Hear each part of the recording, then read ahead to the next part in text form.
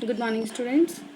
Chapter 1 book अर्थशास्त्र पालमपुर गांव की कहानी। इस कहानी का उद्देश्य है उत्पादन से संबंधित कुछ मूल विचारों से परिचय कराना है। ऐसा हम एक काल्पनिक गांव पालमपुर की कहानी के माध्यम से कर रहे हैं। देखिए, जो गांव है पालमपुर, उसमें जो प्रमुख क्रिया है वो क्या है? खेती बाड़ी है। ठीक है, पालमपुर में खेती मुख्य क्रिया है, जबकि अन्य कई क्रियाएं जैसे कि लघु स्तरीय विनिर्माण, डेयरी, परिवहन आदि सीमित स्तर पर की जाती है। इन उत्पादन क्रियाओं के लिए विभिन्न प्रकार के संसाधनों की आवश्यकताएं होती है। संसाधन किसे कहते हैं? संसाधन का मतलब होता है कि मानव की आवश्यकताओं की पूर्ति के लिए जो भी साधन काम में आते हैं ना, वो संसाधन कहलाते हैं। ठीक है, जैसे कि प्राकृतिक संसाधन प्रकृति के द्वारा जो मानव की हेल्प के लिए, मानव की सहायता के लिए है, वो प्राकृतिक संसाधन है। मानव निर्मित वस्तुएं, मानव प्रयास, मुद्रा आदि। पालमपुर की कहानी से हमें विदित होगा कि गांव में इच्छित वस्तुओं और सेवाओं को उत्पादित करने के लिए विभिन्न प्रकार के संसाधन किस प्रकार समायोजित किए जाते हैं या फिर होते हैं। देखिए, जिस तरीके से मान लीजिए मुझे खाना खाना है, ठीक है, तो खाना खाने के लिए मुझे क्या चाहिए? चपाती बनानी होगी। तो चपाती बनाने के लिए भी मुझे बहुत सारी चीज़ों की ज़रूरत है। किन किन चीज़ों की ज़रूरत पड़ेगी? आटा भी चाहिए, फिर उसमें बर्तन भी चाहिए, पानी भी चाहिए, नमक भी चाहिए, सब कुछ चीज़ों की ज़रूरत होगी। देन उसके बाद में उसको पकाने की भी आवश्यकता होगी। तो मुझे अपनी आवश्यकताओं की पूर्ति करने के लिए, मुझे अपनी भूख को शांत करने के लिए इन सब की ज़रूरत पड़ी, है ना। उसी तरीके से मानव के जीवन को सुविधाजनक बनाने के लिए, उसकी जीविकोपार्जन के लिए, उनकी आवश्यकताओं की पूर्ति करने के लिए विभिन्न प्रकार की वस्तुओं की, सेवाओं की आवश्यकता होती है, और इन्हीं को हम क्या बोलते हैं? संसाधन बोलते हैं। तो विभिन्न प्रकार के संसाधनों को हम किस तरीके सिस्टमैटिक ढंग से हम उसको समायोजित करते हैं, तभी वो हमारे लिए क्या होती है? लाभदायक होती है, अन्यथा नहीं होती है। पालमपुर आस पड़ोस के गांव और कस्बों में भलीभांति जुड़ा हुआ है। एक बड़ा गांव रायगंज पालमपुर से 3 किलोमीटर की दूरी पर। प्रत्येक मौसम में यह सड़क गांव को रायगंज और उसके आगे निकटतम छोटे कस्बे शाहपुरा से जोड़ती है। इस सड़क पर गुड़ और अन्य वस्तुओं से लदी हुई बैलगाड़ियां, भैंसा बग्घी से लेकर अन्य कई तरह के वाहन जैसे कि मोटरसाइकिल, जीप, ट्रैक्टर और ट्रक भी देखे जा सकते हैं। इस गांव में विभिन्न जातियों के लगभग 450 परिवार रहते हैं। गांव में अधिकांश भूमि के स्वामी उच्च जाति के 80 परिवार हैं। ठीक है, अधिकांश लोग कैसे हैं? उच्च जाति के हैं, और उनकी संख्या कितनी है? 80 है। उनके मकान, जिनमें से कुछ तो बहुत बड़े हैं और ईंट सीमेंट के बने हुए हैं। अनुसूचित जाति दलित के लोगों की संख्या गांव की कुल संख्या का 1/3 है, और वे गांव के एक छोटे से कोने में छोटे घर बना के रहते हैं, जिनके कैसे मकान हैं? मिट्टी के और घास फूस के मकान हैं। अधिकांश के घरों में बिजली है। खेती में सभी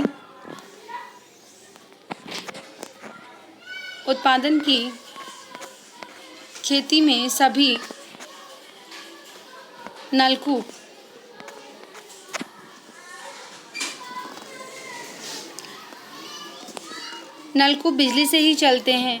इसका उपयोग विभिन्न प्रकार के छोटे कार्यों के लिए भी किया जाता है। पालमपुर 2 प्राथमिक विद्यालय और एक हाई स्कूल है। गांव में एक राजकीय प्राथमिक स्वास्थ्य केंद्र और एक निजी औषधालय मतलब हॉस्पिटल भी है, जहां रोगियों का उपचार किया जाता है। ठीक है, तो इस जो पैराग्राफ हमने पढ़ा, उसमें देखा कि जो ये गांव है, इसमें देखिए सड़कें भी हैं, परिवहन के साधन भी हैं, बिजली की व्यवस्था भी है, सिंचाई भी की जाती है। यहाँ पे एक हाई स्कूल भी है, 2 प्राथमिक विद्यालय है, एक निजी प्राइवेट हॉस्पिटल भी है। ठीक है, और गवर्नमेंट प्राथमिक स्वास्थ्य केंद्र भी है। मतलब जो एक सुविधाओं का होना ज़रूरी होता है ना, वो सभी सुविधाएं इस गांव में मौजूद हैं। ठीक है, एक काल्पनिक गांव पालमपुर की कहानी हमें किसी भी गांव के में विभिन्न प्रकार की उत्पादन संबंधी गतिविधियों के बारे में बताएगी। भारत के गांव में खेती उत्पादन की प्रमुख गतिविधि है। हमारे यहाँ की जो भारत की जो जनसंख्या है, 70% जनसंख्या गांव में निवास करती है, और गांव में निवास करने वाले लोगों का प्रमुख व्यवसाय होती है खेती। अन्य उत्पादन गतिविधियों में जिन्हें गैर कृषि क्रियाएं कहते हैं। देखिए, खेती कृषि से संबंधित जो भी क्रियाएं होगी वो कौन सी क्रियाएं कहलाएगी? कृषि क्रियाएं। जो खेती से संबंधित नहीं होगी वो कौन सी होगी? गैर कृषि क्रियाएं। जैसे कौन सी? जैसे हो गई विनिर्माण, दुकानदारी, पशुपालन तो कृषि के अंतर्गत भी आता है। लघु विनिर्माण, लघु छोटे छोटे जो उद्योग होते हैं वो सभी किससे आते हैं? गैर कृषि का उत्पादन में आते हैं। हम उत्पादन के बारे में कुछ सामान्य बातें जानने के बाद इन दोनों प्रकार की क्रियाओं पर विचार करेंगे। कौन कौन सी क्रियाओं पे? एक तो कृषिगत और दूसरी गैर कृषिगत। अब देखिए, उत्पादन, किसी भी वस्तु का उत्पादन करना, उसके लिए किन किन चीज़ों की आवश्यकता है वो देखते हैं। उत्पादन का उद्देश्य ऐसी वस्तुएं और सेवाएं उत्पादित करना है जिनकी हमें आवश्यकता है। वस्तुओं और सेवाओं के उत्पादन के लिए 4 चीज़ें होना आवश्यक है। अब देखिए, फॉर एग्जाम्पल मैं बताती हूँ कि जो कपड़ा हम पहनते हैं, ठीक है, जो कपड़ा हम पहनते हैं क्या वो हमें इसी तरीके से मिल गया, तैयार मिला? नहीं ना, उसके लिए कहीं ना कहीं कोई फैक्ट्री तो बनी होगी, उसमें फैक्ट्री भी बनी होगी। तो फैक्ट्री बनाने के लिए हमें सबसे पहले ज़रूरत होती है भूमि की, ठीक है। अब क्या वहाँ पे खाली मजदूर काम करेंगे? मशीनों से काम करेंगे तो हमें वहाँ पे मशीनें भी लगानी है, और मशीनें अपने आप चलेगी नहीं, तो वहाँ पे लोगों को मतलब कारीगर मजदूर वगैरह लगाने हैं। और मजदूर वगैरह ढंग से कार्य करें तो उनका एक मैनेजमेंट ज़रूरी होता है, प्रबंधन ज़रूरी होता है कि कौन मालिक है, कौन मजदूर है, कितने घंटे काम करवाएगा, कितनी सैलरी देगा, जो भी बहुत सारे नियम कानून कायदे, ठीक है, उन सब का ज़रूरी होना है। देखिए, यहाँ हम जो बात करते हैं किसी भी उत्पादन के लिए सबसे पहली आवश्यकता होती है, क्या आवश्यकता होती है? सबसे पहली भूमि की। किसी भी फैक्ट्री को खोलने के लिए सबसे पहले ज़रूरी होती है भूमि। पहली आवश्यकता भूमि तथा अन्य प्राकृतिक संसाधन जैसे कि जल, वन और खनिज। दूसरी आवश्यकता है श्रम, अर्थात जो लोग वहाँ काम करेंगे। कुछ उत्पादन प्रक्रियाओं में या क्रियाओं में ज़रूरी कार्य को करने के लिए बहुत ज़्यादा पढ़े लिखे कर्मियों की ज़रूरत होती है। जैसे ऑफिस वगैरह होते हैं ना, उनके अंदर जहाँ कंप्यूटर वगैरह से वर्क किया जाता है, जहाँ नेट से काम किया जाता है, आजकल चल रहा है ना वो, तो वहाँ पर पढ़े लिखे कर्मियों की आवश्यकता होती है। लेकिन कई ऐसी क्रियाएं होती है जहाँ पर केवल शारीरिक क्रियाओं की आवश्यकता होती है, श्रमिकों की, मजदूरों की आवश्यकता होती है। प्रत्येक श्रमिक उत्पादन के लिए आवश्यक श्रम प्रदान करते हैं। और तीसरी आवश्यकता होती है भौतिक पूंजी की, मतलब मुद्रा की, अर्थात उत्पादन के प्रत्येक स्तर पर अपेक्षित कई तरह के आगत। क्या आप जानते हैं कि भौतिक पूंजी के अंतर्गत कौन कौन सी मदें आती हैं? भौतिक पूंजी अब देखो किसे कहते हैं। भौतिक पूंजी जिसे हम देख सकते हैं। औजार पहली इसमें आती है, औजार, मशीन और भवन। इन सब के लिए भौतिक पूंजी इसलिए बता रही हूँ क्योंकि देखो, औजार है, मशीन है, भवन है, इसका एक निश्चित ढांचा है जिसको हम देख सकते हैं, और ये बिना पैसे के नहीं आती है। औजार और मशीनों में अत्यंत साधारण औजार जैसे कि किसान का हल से लेकर छोटे मशीन से लेकर बड़े लार्ज स्केल पे जो बड़ी बड़ी मशीनें होती हैं ना, वो सब चीज़ें इसमें आती हैं। जैसे किसान के हल से लेकर परिष्कृत मशीनें जैसे जनरेटर, टरबाइन, कंप्यूटर आदि आते हैं।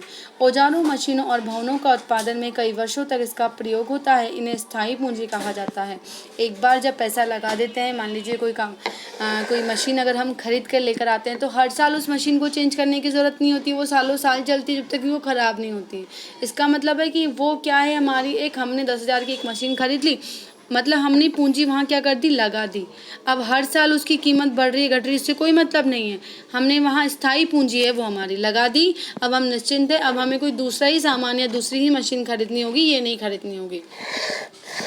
कच्चा माल और नगद मुद्रा, तो ये तो कैसी है, मशीन वगैरह तो कौन सी पूंजी हो गई हमारी, स्थायी पूंजी। दूसरी आती है कच्चा माल और नगद मुद्रा।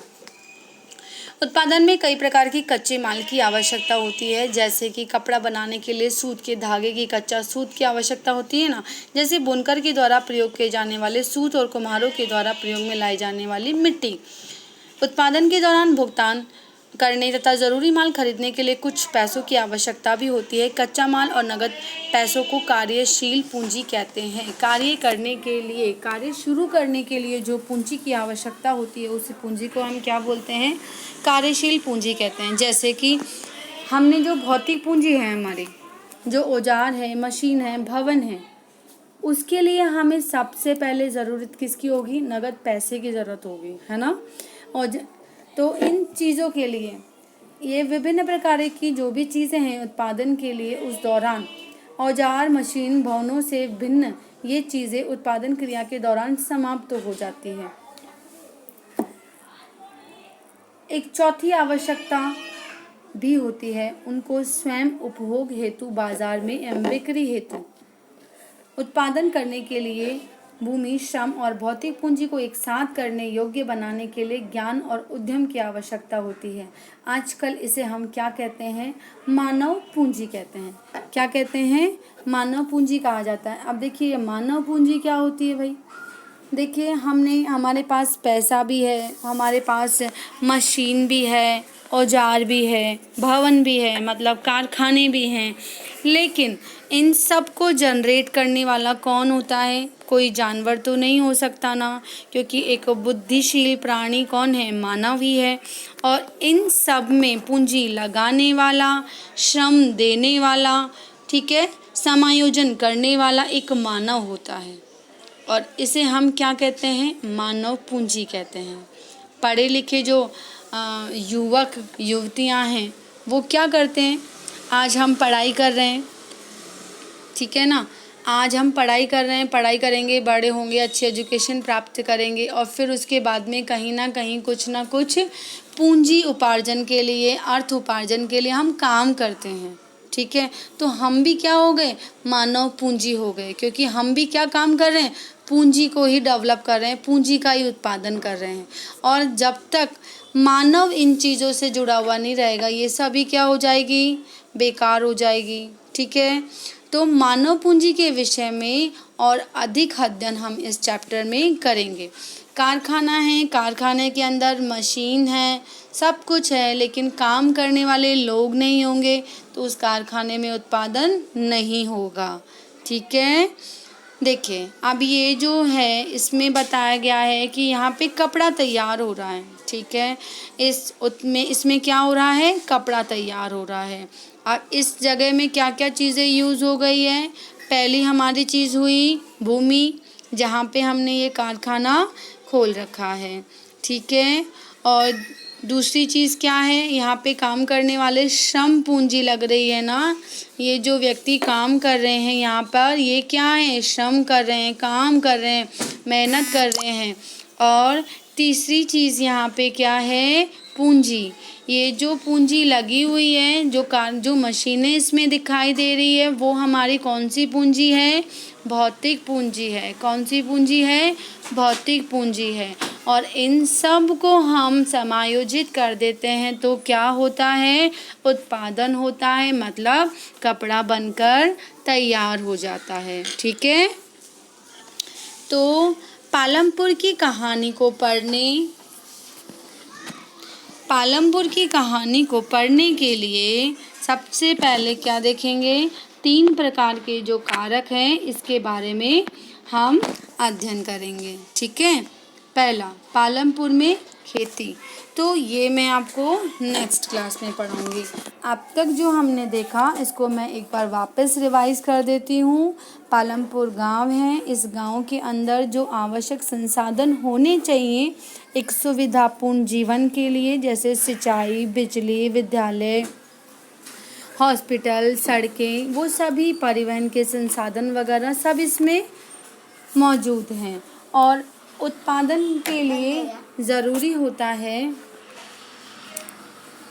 भूमि की ज़रूरत है, श्रम की ज़रूरत है, पूंजी की ज़रूरत है। और पूंजी भी हमने पढ़ी, भौतिक पूंजी, ठीक है, स्थायी पूंजी और पूंजी, ठीक है, भौतिक स्थायी पूंजी और कार्यशील पूंजी।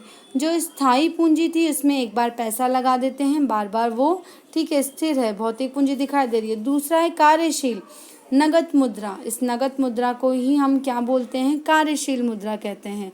और जब हम भूमि, श्रम और पूंजी को संगठित कर देते हैं तो हमें क्या प्राप्त हो जाता है, उत्पादन प्राप्त हो जाता है। ओके, कल जो चैप्टर में पढ़ेंगे, इस चैप्टर में भूमि स्थिर है, आगे क्या क्या कौन सी खेती की जाती है, कैसी पैदावार होती है इस गांव में, उसका अध्ययन करेंगे। Okay student, bye bye.